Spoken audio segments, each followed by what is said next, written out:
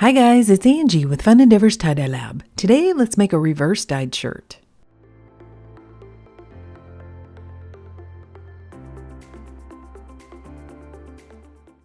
I've turned the shirt inside out, and for reference, this is a ladies' t-shirt. It's a V-neck, and it is a Gildan heavy cotton that is in this blue color. I know that blue normally doesn't reverse dye very well or have color removed very well, but I'm going to give it a shot. I'm going to go ahead and do several other shirts. I might as well stick this one in there and see what happens.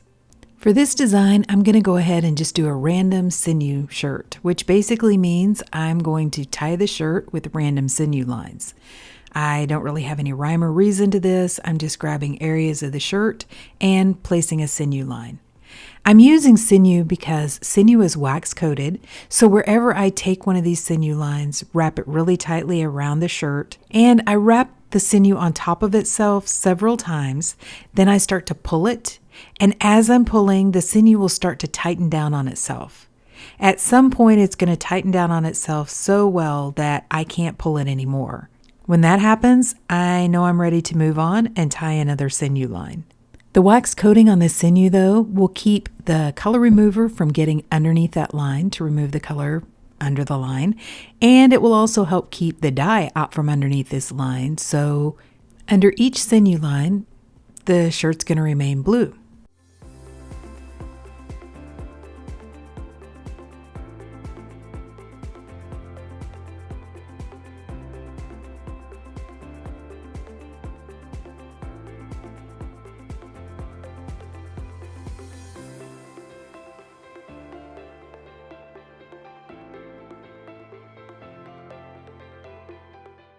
For the color remover, I'm using a product called Out White Brite laundry whitener, and you can usually get it at Walmart, at least that's where I purchase it, on the laundry aisle.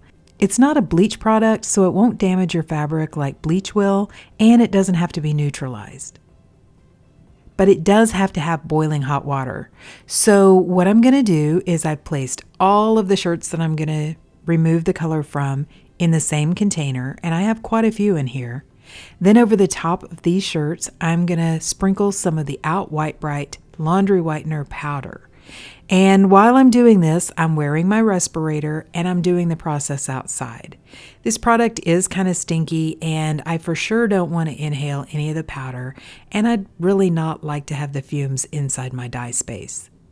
So the shirt that I'm doing is over on the left-hand side of the container, about midway in the container. It's the blue shirt kind of laying on top. By the way, if you can't find any of the Out White Brite at your local store, I have a link down below this video in the description for where you can purchase some from Amazon. Now that I've sprinkled on the Out White Brite, I'm going to go ahead and pour the first pot of boiling hot water over the top. And when I do that, you can see the Out White Brite start to immediately foam and remove the color. If you'll notice, this shirt doesn't seem to be getting lighter, it just seems to be getting wet, which is a problem with blue. In general, there's something about blue dye that does not work with most color removers, except actual bleach. However, I don't really like to use bleach. First off, this shirt is light enough that even if none of the color was removed, I can dye over the top with some other colors, which I think would look really cool. However, if I did want it to be lighter and I did want to actually use some bleach, I could do that. I would need to dilute my bleach down, and then after sticking the shirt in the bleach solution for a little while, I would need to go ahead and neutralize it by using a solution of hydrogen peroxide mixed with water at a 1:9 ratio. 1 part hydrogen peroxide, 9 parts water. Okay, I've gone ahead and sped the video up a little bit more, but at this point, I'm getting ready to add my second pot of boiling hot water. But I want to go ahead and add a little bit more of the dry Out White Brite before I do that. So I'm sprinkling a little bit more on top, then going to add the second pot of water, and then I'm using a pair of metal tongs, which I purchased from the Dollar Tree, to move all the shirts around in this solution to make sure that they're all getting well saturated. I've tried to add enough water so that all the shirts are fully submerged in the Out White Brite solution. After it looks like the color's been removed from a shirt, what I'm doing is taking it out of the container, and taking it to my utility sink, and I'm going to rinse it really well in cold water.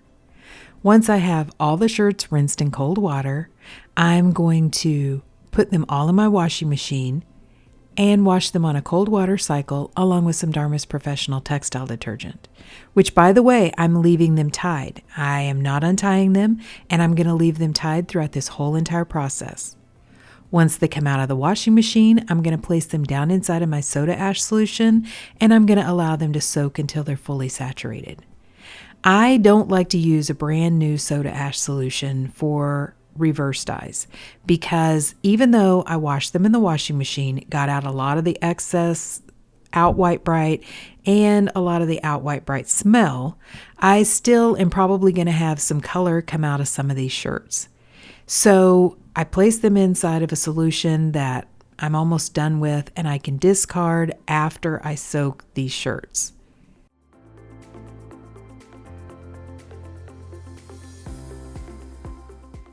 This shirt ended up drying before I got to applying the dye, but it doesn't have to be dry. You can apply the dye to this shirt while it's still damp. So if you'll notice, this shirt did not get really, really light. It's not exactly the same color that it was, but really close. I think a couple of darker dye colors will look really pretty over the top of the blue and make those blue lines really stand out.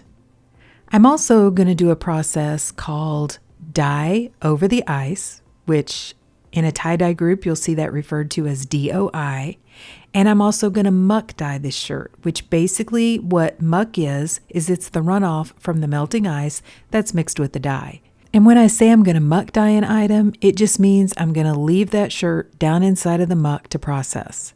Okay, I've placed the shirt down inside of a plastic container, and this is like a food container that you would put in the refrigerator for leftovers. And the shirt fits just about perfectly down inside of this container. Then over the top of the shirt, I'm going to place a pretty generous portion of ice. Then over the top of the ice, I'm going to place a couple stripes of Strong Navy from Dharma Trading Company.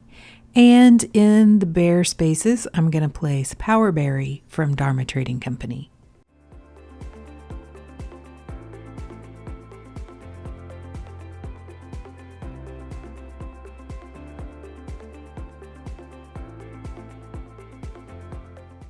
Now I'm going to add an additional sprinkle of dry soda ash over the top of the dye, and then I'm going to place this container aside and allow the ice to melt.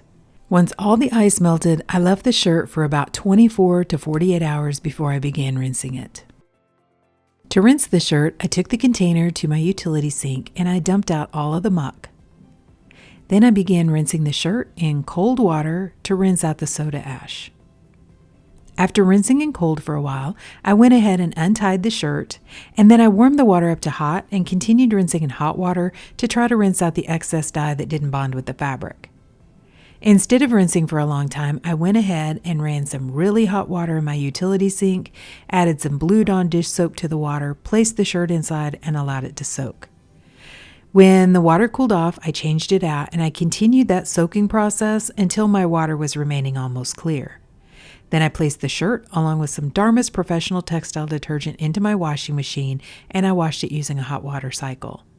Okay, so the shirt's been washed, dried, and ironed, and let's see what it looks like.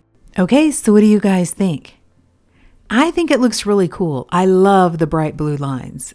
I think that the lines look brighter than the shirt originally looked, just because it's up next to the dark colors on the shirt now. And I know when you first glance at the shirt, you're probably thinking, oh, it's just a dark navy shirt now, but it's not. I mean, there is the dark navy in there, but then there's also the pop of purple that's in there from the Power Berry. And I think it looks really pretty. I really am happy with the way the shirt turned out. Like I said, I wasn't expecting the blue from the original color to be removed, but that's why I chose some darker colors to go over the top, because I thought it would look cool, and I'm really pleased with it. But what do you guys think? Please drop me some comments down below and let me know. And if you've enjoyed the video, I sure would appreciate it if you would like it and if you'd subscribe to my YouTube channel. If you'll hit the bell, you'll receive a notification whenever I upload a new video. Thank you all for watching, and I hope you have a great day.